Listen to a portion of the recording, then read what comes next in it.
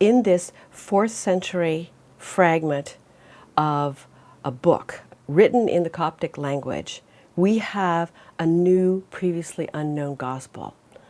8 lines on the front, 6 lines on the back.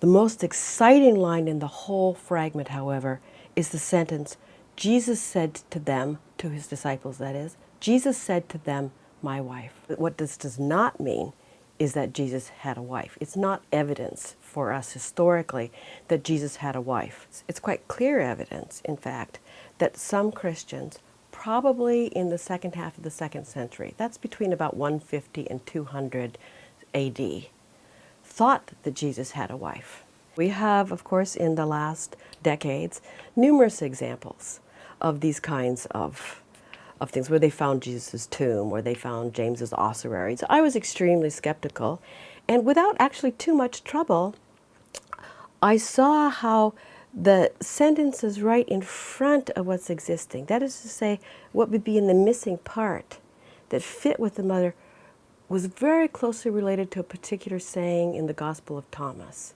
We spent several hours looking at this fragment, discussing it in every possible way, starting from the notion that it's a forgery, and trying to convince ourselves, trying to make arguments against that. But the conclusion was that it was authentic and probably 4th century.